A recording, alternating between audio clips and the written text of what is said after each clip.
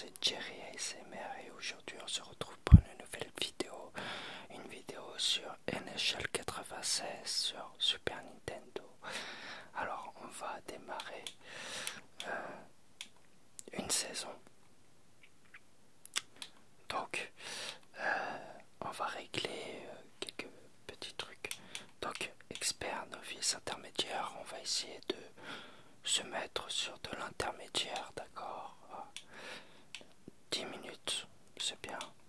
Le goalies, donc le goal, je dis le goalies, mais goal, donc automatique sans mouvement. En gros, il est contrôlé automatiquement. Si je mets en manuel, c'est moi qui le manipule. Donc user records, on s'en fout. Pénalité bien sûr. Interchange, automatique.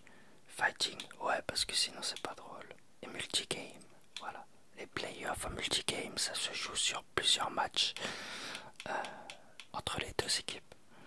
Donc voilà, skill level, on va se mettre en intermédiaire. Et puis si on voit que c'est un peu trop facile, on va se mettre sur maximum expert. Voilà. Donc game today's. Alors voilà. Non, on va jouer avec le New York Rangers. Parce que c'est mon équipe préférée. Donc là, on joue contre les Devils de New Jersey. Donc, on vise la victoire évidemment hein, pour le premier match. Donc là, on est sur la saison 95 de la saison. Donc là, voilà, on se fait déjà charger, comme on dit. Ah, alors ce qui est bien dans les jeux de NHL de l'époque, c'est que il y a les transferts de joueurs. Donc là, par exemple, si je vois que je suis en difficulté, d'accord, et que je veux quelques joueurs beaucoup plus forts que ce que j'ai actuellement, je peux aller faire une transaction. Je peux aller choisir des joueurs qui sont nettement plus forts, parce que en plus le but du jeu c'est d'avoir tous les meilleurs joueurs de toutes les équipes. Donc là, la première action, ils essayent de tenter un but. Donc là, il met ça des... Ok, ça joue à des mises en échec évidemment. Donc la pénalité puisque voilà, je suis rentré dans le gardien. Donc là, on va essayer d'éviter de faire trop n'importe quoi. Alors pour l'instant, le niveau, d'accord, la difficulté, elle est pas si difficile que ça en vrai.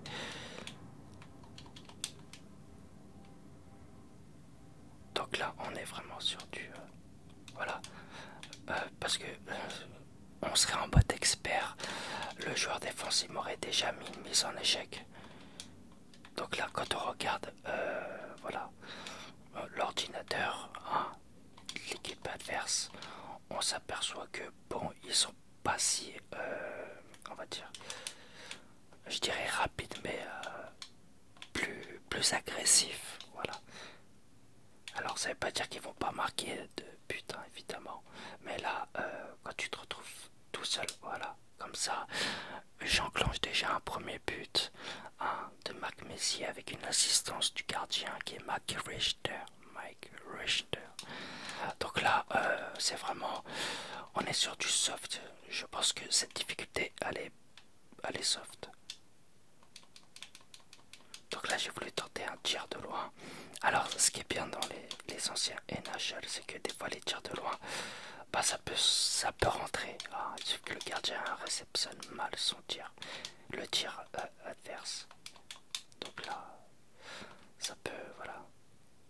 Donc là, j'ai voulu t'interdire, mais c'est pas tous les joueurs qui le font.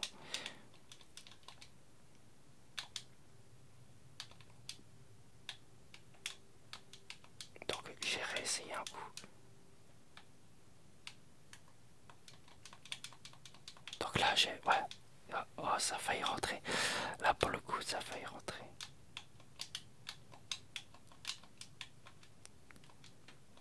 Donc là, évidemment, offside, il est hors jeu. Donc là, encore une fois, on mène. Voilà.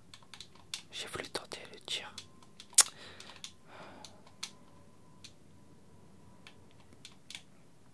Donc il est hors jeu.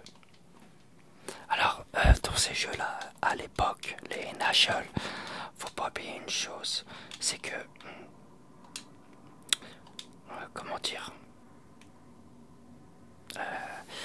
quand vous partez en attaque avec votre joueur, votre coéquipier a tendance à rester devant. Et donc quand il est là, dans la zone adverse, et que vous rentrez dans la zone adverse, bah automatiquement, c'est ce qu'on appelle un hors-jeu. Tout simplement. Et quand vous êtes tellement concentré à vouloir essayer de, voilà, de marquer, c'est très compliqué.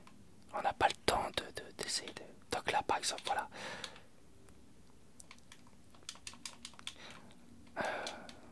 Il a été rentré dans la zone.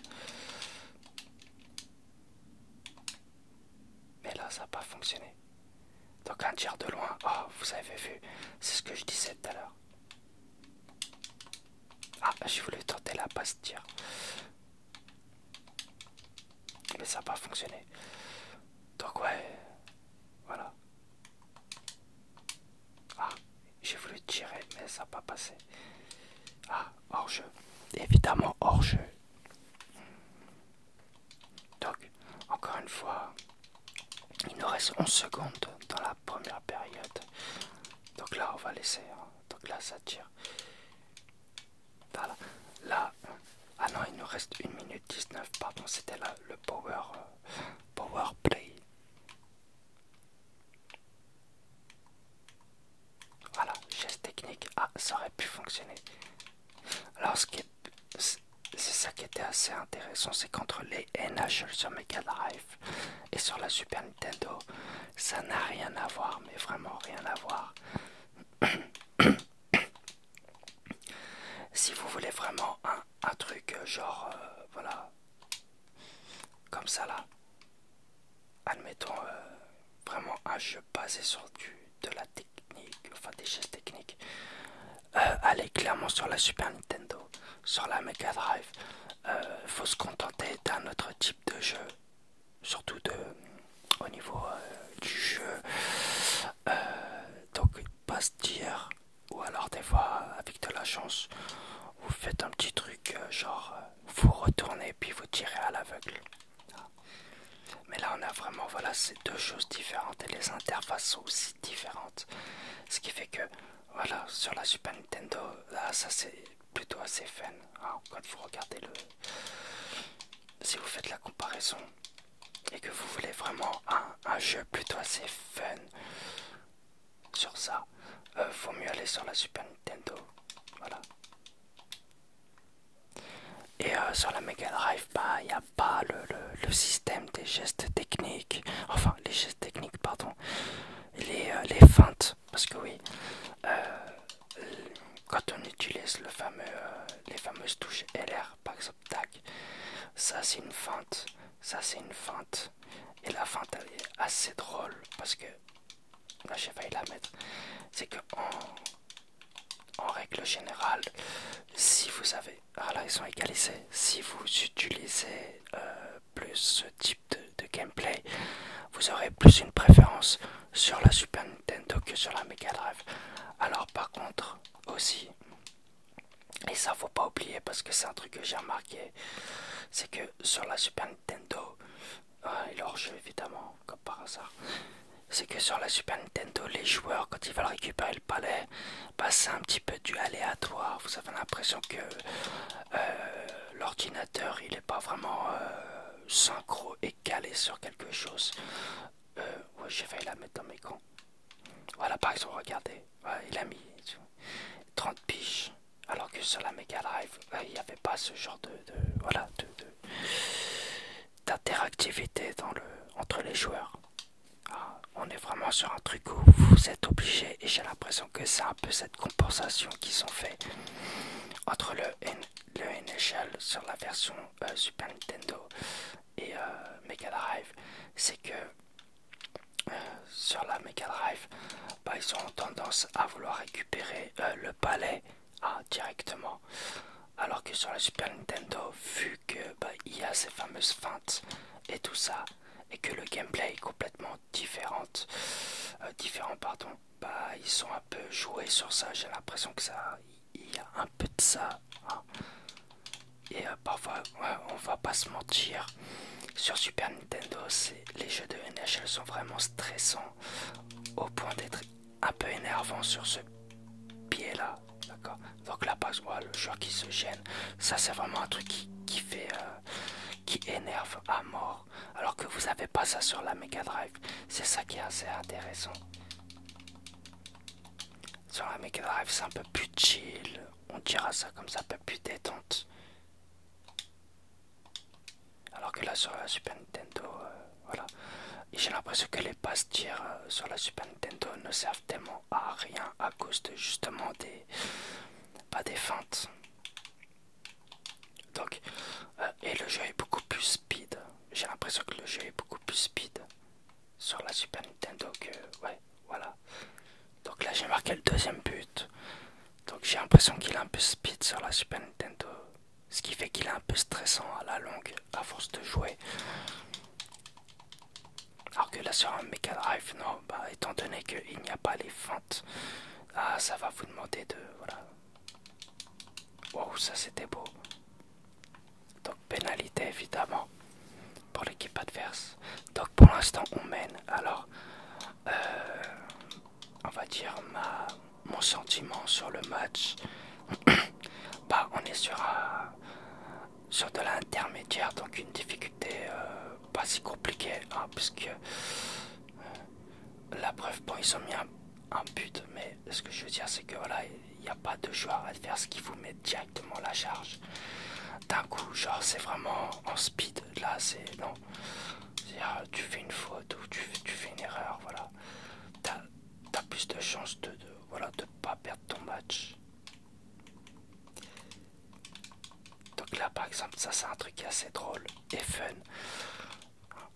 et même on va dire 30 ans plus tard, ça change pas grand chose, c'est toujours aussi fun à jouer. Voilà. Alors, si j'avais une préférence sur tous les NHL sur la Super Nintendo, d'accord, ce serait le 98. Parce que 98, l'interface est beaucoup plus simpliste. Tu vois. Alors que là,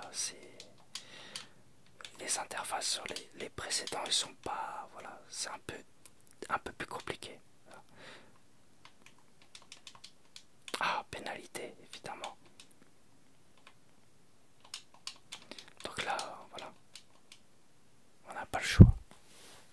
Alors c'est vrai que pour l'époque, graphiquement, c'est très joli. Quand je dis très joli, c'est pour l'époque, hein, c'est pas non plus, on n'est pas sur du full pixelisé qui pourrait être gênant à la longue et qui pourrait lasser. Hein. Là on est vraiment sur un truc qui est pour l'époque qui était plutôt assez bien réalisé. Hein. Donc là on mène toujours de 1. Donc là c'est un peu plus le truc le plus chiant, parce que sur la Mega Drive, bah il n'y avait pas toutes ces gênances entre les joueurs, et ça c'est un truc qui énerve très vite sur la Super Nintendo. Alors ils l'ont amélioré dans les NHL suivants, hein, jusqu'au 98. Le 98 vous retrouvez un petit peu de ça, mais c'est pas conséquent, d'accord. Donc, mais là le joueur qui se gêne, c'est atroce. C'est vraiment ça énerve. Donc là ce qu'il a voulu faire, mais bon. Donc la pénalité, j'ai foncé dans le gardien avec le joueur. Dommage. Donc 2 minutes, infériorité numérique, évidemment, pour moi. Donc là, on va arriver bientôt à la fin de la période, de la deuxième période. Donc là, il reste 3 secondes, voilà. Donc la deuxième période se termine sur toujours le même score, enfin sur le même score, on était à match égalité. J'ai rajouté, donc j'ai marqué, pardon, et là on se retrouve maintenant dans la dernière période. C'est la période la plus décisive. Alors ce qui est bien avec les NHL à l'époque, surtout pour l'époque, c'est que déjà il n'y avait pas les fameux scripts là qu'on pourrait retrouver dans les jeux, les scripts genre vous faites un match, c'est aléatoire, c'est atroce. Alors que là, bon, j'ai pas compris ce qu'il a. Voilà. Pourquoi? J'ai pas compris. Ça, c'est le truc qui énerve, mais à fond. Et donc, ce que je voulais dire, j'ai oublié évidemment. Ça va me revenir. Regardez, voilà. Je me demande ce que fait les joueurs des fois. Alors voilà, vous voyez, je parlais de script, machin. Ce qui est bien dans les NHL, surtout pour l'époque, c'est le fait que vous jouez une période, vous êtes en haut. Vous jouez une autre période, vous êtes en bas. En fait, c'est ça qui est assez intéressant parce que ça vous donne, si vous voulez, peut-être si on a une préférence au niveau de la vue et de la jouabilité. Hein, c'est que des fois, être en vue du bas, c'est peut-être beaucoup plus avantageux qu'en haut. Alors que des fois, bah, non. Des fois, ça peut être l'inverse. Donc là, voilà. Non, je voulais pas faire ça. Là, je vais me retrouver dans un truc un peu plus compliqué parce que c'est ça le but. Voilà, ça y est, c'est ce que je voulais faire. Sauf que comme certains joueurs ont plus ou moins assez de dextérité dans leur jeu, quand on va arriver devant le gardien adverse et faire ce que j'ai fait là, des fois on va se retrouver, voilà, il faut être soit trop lent, soit trop rapide, enfin trop lent à pouvoir exécuter une frappe, alors que si le joueur a tendance à être bien dans les feintes, d'avoir ce point fort, évidemment, ça peut être un avantage considérable, parce que vous allez pouvoir enchaîner complètement tous les points. Et là, alors là, évidemment, ça peut être un avantage de gagner un match. Donc là, voilà. Oh, est-ce que ça va? Ah, c'est dommage. Ça aurait pu passer au-dessus du joueur et je l'aurais pu la mettre. Voilà. Regardez. Ça, c'est le truc qui est énervant. Sur la Mega Drive, il n'y a pas ce genre de choses. Oh, j'ai voulu faire un truc pour voir. Ah, dommage. Parce que souvent, j'utilise toujours la feinte. Vous savez, la fameuse feinte quand j'arrive devant le gardien. Et il va vouloir esquiver celle-ci. Voilà, ça c'est bien quand vous êtes face à des joueurs adverses. Comme là, par exemple. Donc là, heureusement que j'ai pas pris de pénalité. Donc, voilà. Ça c'est un truc qui est plutôt assez sympa. Devant le gardien, le joueur fait un 360, ça dépend comment il est, comment les développeurs programment les joueurs par ordinateur. Mais parfois vous avez des joueurs qui ont la faculté d'avoir une petite différence sur la fameuse feinte. Donc là, il reste 4 minutes 16 dans cette troisième période. Et là, on mène d'un point. Donc on est à 3-2. Donc le but, on va essayer de rajouter encore plus de buts. Enfin, rajouter, de marquer, pardon. Voilà. Voilà, là, un truc comme ça. Voilà, tac. Ah, dommage. Je voulais essayer, ça n'a pas fonctionné. Donc la remise en jeu, évidemment. c'est là que, évidemment, tout va être décisif. Voilà, ça c'est beau ça. Voilà. Oh, c'est dommage. Je pense qu'il y avait un truc à faire. Faut pas qu'ils égalisent. Juste, voilà. Bon, il a pas voulu. Il voulait faire une passe, mais c'était pas ça. Donc là, je m'attendais à un dégagement interdit. Voilà. Ah, dommage. Ah, c'est quoi ça? Voilà. Waouh, ça c'est beau ça. Là, c'est l'opportunité. Ah, c'est dommage. J'ai été trop près du gardien, c'est dommage. Oh, ça aurait pu rentrer ça. Alors, ça aussi, comment expliquer ce geste technique, enfin, pardon, cette feinte, c'est vraiment pour, admettons, la partie plus fort, c'est-à-dire le point faible, le point fort du joueur. Oh, oh là là, je vais la mettre. Si, voilà, par exemple, si son point faible ou son point fort, c'est d'être sur la droite pour faire ce genre de feinte qui va permettre de se décaler proprement pour pouvoir la rentrer plus facilement dans les cages, va falloir mettre le joueur du côté fort.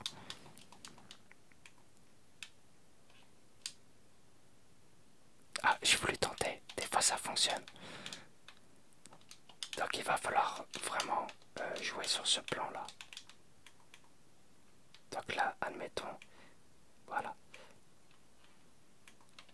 Voilà, c'est un but, hein, évidemment. C'est rentré parce qu'il reste 7 secondes de période sur la troisième, 7 secondes de jeu. Donc là, on va gagner 4-2. C'est déjà bien pour la première saison. Et je pense que prochainement, dans une vidéo, on va essayer de tenter justement les transferts, de voir comment ça va, comment on va pouvoir essayer de transférer des joueurs. Donc là, premier match, première victoire, hein, évidemment. Donc c'est ça qui est intéressant, c'est que le premier match, on va empocher 2 points de victoire. Hein. Et ça va être intéressant pour tout le long de de la saison, quoi. Donc une prochaine vidéo, on essaiera de faire une vidéo sur les transferts, histoire voilà, un petit peu de varier le contenu, hein, de pas uniquement faire que des matchs. Peut-être qu'on fera par exemple un coup je fais un match, un coup je fais les petits transferts, hein. Donc les transferts, le trading, comme ils appellent ça. Hein. Donc là on va voir Energy Standing. Donc là, voilà, on voit qui c'est qui a gagné. Donc San Jose ont gagné, Calgary, Anaheim et après Edmonton. Ils n'ont pas encore joué. Donc Toronto. Voilà, nous on est là, une victoire. Une victoire avec New York Islanders. Alors c'est intéressant parce que du coup maintenant, si admettons le prochain match, je gagne, je prends 2 points, ça fait 4 points. Sachant que les autres, Washington jusqu'à Tampa Bay, ils ont perdu leur match. On va prendre de l'avance puisque si les autres gagnent, admettons entre Washington et Tampa Bay, ils gagnent. Sauf que Floride, ils n'ont pas encore joué puisqu'ils jouent le prochain match. Si, comment dire, si ces 4 équipes qui ont perdu gagnent ou font match nul, ça va nous arranger pour le reste de la saison. Surtout pour le deuxième match. Et surtout si New York Islanders y perd, bah, c'est encore mieux. Voilà. Donc, voilà. Donc, merci d'avoir suivi cette vidéo, d'avoir liké, regardé jusqu'au bout la vidéo, de t'être abonné et d'avoir partagé le contenu. N'hésite pas à t'abonner et à me suivre. Donc on va faire tous les matchs de toute la saison.